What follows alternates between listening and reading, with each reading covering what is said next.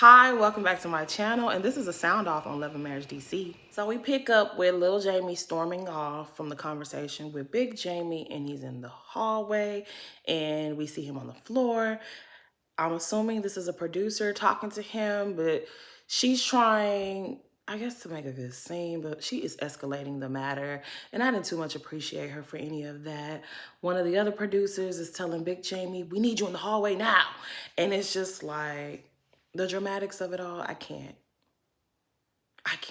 I'm just watching this scene and I'm just like, why did Big Jamie force this conversation on this night? You couldn't just let everybody have a good time. You had to have this conversation. Like, I understand that's your child and you ain't got to be afraid to talk to your child, but damn, sometimes you could just let things be. You was gonna see him again. You could have talked to him the next day, or you could have talked to him after everybody else was leaving. But anyway, Arena's trying to calm the situation down, and Miss Producer Lady, she was really getting on my nerves. Okay, I didn't appreciate how she spoke to Arena, talking about some, let them talk.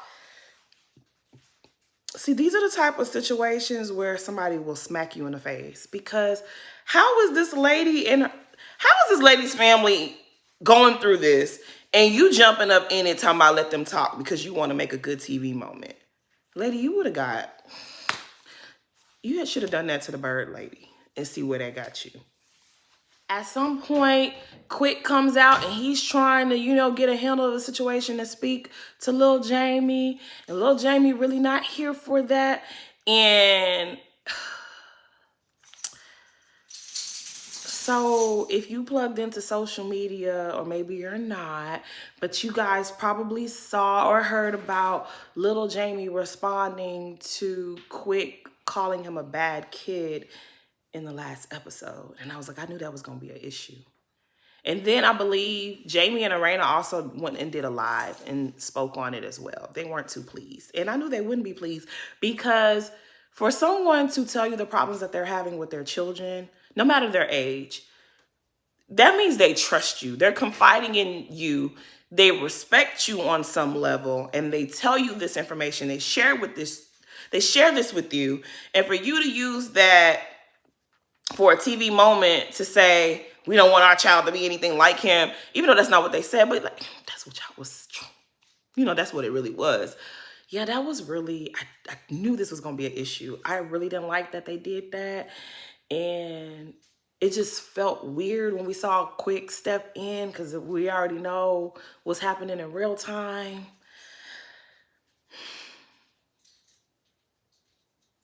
This was too much. So Winter is back, and she wants us to know that he signed her papers. She is divorced.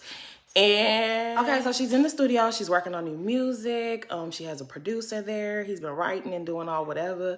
The producer's wife stops by, and her name is Sherelle. I can't tell if her name was Sherelle or Sherella. Whatever her name is, she's about to be trouble. Okay, ciao. Winter is telling Sherella about the song Gutter Barbies that she is about to record. And of course, Gutter Barbies is the name that she gave Arena and Ashley last season. She's trying to flip that and make it seem like it's not what it is. But girl, we see you. You're not loved. Sherelle lets her know, like, well, I'm going to Ashley's Think Pink party. When I see her, I'm going to tell her that y'all doing this song, okay? And I told y'all she's gonna be trouble. Okay, so Miss Winter, I really feel like Winter was the breakout star of the show last season. Like, I feel like she really, when I think about Love and Marriage DC, I think of her saying, sign her papers, okay? I did enjoy that. But what I did not enjoy is the unnecessary drama. And her and Ashley can go back and forth. They can do that dance all day. I don't really feel no way about it. I'm gonna watch it and enjoy the scene, because it's gonna give. But Winter messing with Arena, it's gonna make me not like Winter. It's really gonna make me not like Winter, because I feel like Arena was very kind to Winter last season. I feel like she extended multiple olive branches. I feel like she accepted multiple apologies. She forgave Winter. She kept trying with Winter. She was vulnerable with Winter. She was nice to Winter, and Winter effed that up every single time. And I'm just not gonna be here for Winter messing with Arena. She's starting off the wrong road already. Ashley's doing promo for her new book called Do That Shit. And she stops by the local news station, you know, to chop it up with the people, let them know the book is out there, go get the book. She says something about how depression looks. And I was like, ooh. That really grabbed me because I was like, yo, people think we know. Like, a lot of times we think we know when someone is depressed. We think we know what it looks like. And we have no idea. Like, that person could be happy, smiling, laughter, and the next second, the worst can happen. I was really glad that she said that because I feel like that's a conversation that needs to be had more often. But anyways, the interviewer, she just wanted to get the tea on Monique and Chris. And Ashley was just like, they didn't write no book. Why are we asking about them? And she's right. But girl, you had to know the people was gonna want to know. Jamie and Irena are at home. It's the day after the party. You know, they tired. They come to trying to recharge, you know, come back to themselves, take care of everything that needs to be taken care of. And they decide to have a talk about what went down with little Jamie. And pretty much, Big Jamie is in his feelings and he think he right and he know what's what. And Irena is like, miss me with all of that. I'm just concerned about my son because I know a lot of times kids these days, they feel a certain way and the next thing you know, they harm themselves. And girl, I think a lot of us are worried about those situations these days because, baby, whew, stuff be happening, okay? So when I say I was very much elated that they agreed to do counseling, when they agreed that the whole family could benefit from counseling, I was like, thank you, God. Because, yes, I feel like everybody has been feeling that way.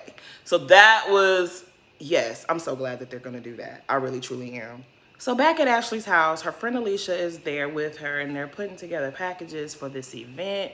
And the conversation comes up about, I think her sister read her book, and they were saying, our mom is going to probably be worried about some of the stuff that she saw in the book. And she lets us know that when she was 16 years old, her mom met a man, moved out, and pretty much just abandoned Ashley. And Ashley's been on her own ever since. And I was like, damn, I know somebody that happened to when we were in high school. She wasn't even 16. She was younger than that. But yeah, I know somebody that happened to. And yo, that's devastating. Like, I couldn't imagine my mom leaving me at 16. Yo. Yeah, that's crazy. I guess Ashley's mom doesn't want to accept that she really did that shit. She has allowed people to think that she's this wonderful mother, that she's, you know, something that she's not. That chapter of her life, she don't want the people to know that she did that to her child. And that's a lot of parents. A lot of parents don't be wanting people to know every single thing that they did to their child. And they don't realize that has lasting effects that hurts the next generation and the generation after that. It does. That can affect people down the line. But you know how, people be wanting to just sweep things under the rug. Like, we ain't got to tell everybody our business. But I guess, shoot, we know the business now. Anyways, while this is going on, they are waiting for Alicia's tattoo artist to come because they want to get pointless tattoos. And I never heard of no pointless tattoo. But apparently it's like you get matching tattoos, and by themselves it looks like it's nothing, but when the two people come together and they do like this and there's like a picture there, so there's like one person's gonna get two eyes and then the other person's gonna get a smile and it's gonna be a smiley face. I mean, I guess that's cute.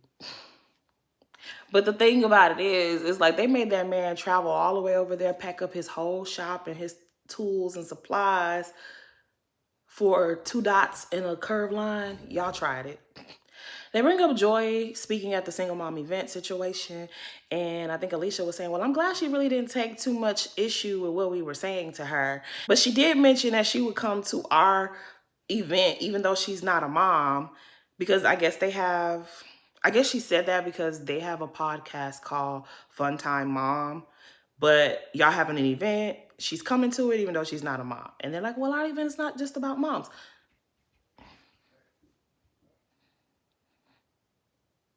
The thing about it is, I'm pretty sure there's gonna be other people speaking at this event. They're also not moms. They're probably gonna have some men in the mix. They're probably gonna have some men that don't have kids in the mix. Like, y'all know y'all did too much. Y'all know y'all did too much. But whatever. Over at Arena's house, Joy stops by, and Arena wants to know how Joy felt about it. And Joy's like, she did feel like she was being double teamed. She was just like, she didn't know what was going on. But what really was the issue was her man didn't like how that went down. So it's looking like this will be a problem. So it's the day of Ashley's Think Pink party. Everybody is arriving. Arena got on her Gutter Barbie jacket. And then apparently Arena and Ashley both sold merchandise with Gutter Barbie on it. So they made a coin off of it. And maybe that's the reason why Miss Winter wants to make a coin off of it as well. Who knows? So everybody's there, and then Sherelle arrives. And we're not going to talk about Sherelle's outfit. We're going to skip right over Sherelle's outfit. Okay? But Sherelle gets there, and Joy spots her, and apparently Joy has history with Sherelle's husband. He did her dirty business-wise, and she's like, anybody connected to him, I don't want no parts. So she makes sure to go the other way. But Sherelle, she don't waste no time getting down to the business. She one of them people that like to keep up mess, but act like she ain't doing that. Even though we can all see that's what she doing. But child, she wants to talk to Ashley and let Ashley know right away about this Gutter Barbie song. And I'm just, girl, like, ma'am, you just got here and you're already doing too much. Ashley wants to grab the other ladies so that they can all have a conversation about Gutter Barbies and Miss Winter and whatever else. So they all go into this little room or whatnot, and they sitting there. And Joy the whole time was looking like, she had the stank face. But then I remembered she already don't like this lady because her and her husband got, yeah, that's what it was. Sherelle, she's just doing a lot of explaining. She gonna be a hot mess. I can already see this is gonna be a hot mess. Now, Miss Sherelle, she's the I'm a real bitch type. You know, the ones that beat their chest loud and saying, I'm real, but really they just loud. That's her. She gives a loud, passionate speech that then nobody asked her for. And it really threw me off because I forgot why they were all there in the room in the first place. So she's there to broker peace between Winter and Arena and Ashley if she's open to it. Them type of people get on my nerves. Because it always makes the situation more worse. Like, it always makes the situation worse. It never, like, here we go. She's letting Arena know, like, Winter would like to meet with you. And Arena's like, did she tell you about the DM? And she was like, yes, she told me about it. And I told her, you don't bring up people's children unless this, that, and the third. And it's just a whole bunch of talking. And Arena was like, well, I'm going to bring Ashley. Ashley was telling Arena, I guess, to bring her daughter. And then Arena's like, no, I'm going to bring you. And she's like, I'll come. And then Miss Girl was like, no, only you. Well, Ashley can come if she wants. And I was just like, I hope this is entertaining, because this is the type of stuff right here that I just don't have. I don't have that to give to nobody. Like, I wouldn't be meeting Miss Winter no place. So, of course, Winter wants to meet back up with Ashley and Arena because she has to rope them back in. Else, it's not going to make sense for her to be on the show. And, she's full-time this season. So she got to do what she got to do to keep, the storyline going. And I just can't take it. Arena agrees to meet up with this lady one more time. And Ashley dismisses Sherelle. I know Miss Sherelle had to feel some type of way. The way that she got dismissed, and she was like, can you make sure my guests all have drinks? I was like, Ashley, you something else.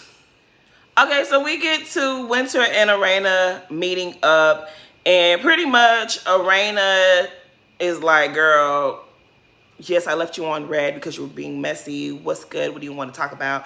And Winter is explaining herself, and honestly, I really don't care about nothing that Winter is saying, because Winter, you kept coming for Arena and Jamie as if you knew them. You don't even know them, but you kept coming for them, kept speaking on them, kept talking about them. And then it was like, well, you guys were doing stuff to me too. Girl, you were the one poking. You were poking. They didn't even want you around. And because they didn't want you around, you kept poking at them so that you would have something to film. Girl, we was watching the show. Don't rewrite history here.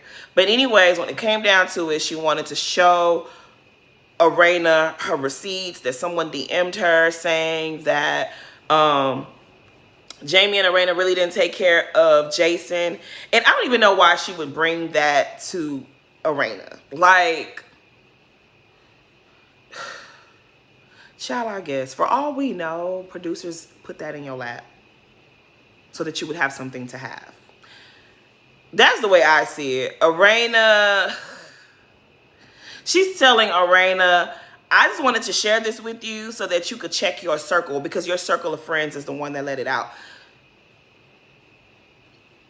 How do you figure it was someone in her circle that let this out? Who told you that she needed advice from you? That woman is almost 50 years old. She doesn't need or want your advice. Like, Winter's going to get on my nerves. She's already getting on my nerves. Because, girl, what? I just really can't with Winter. I just don't know. I just don't know. But this episode right here just let everyone know, if you didn't know from last season, that this is Ashley's show.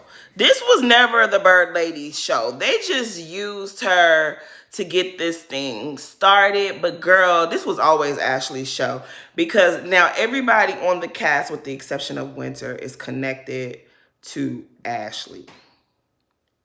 And I'm starting to feel like Monique didn't come back, not because of the divorce, not because of contracts, but because she was going to be faded to the background. And she didn't want that to happen. So she ran away like she always does. That's what it looked like to me. Anyways, that's really all that happened. Please like, comment, and subscribe. Thanks for watching.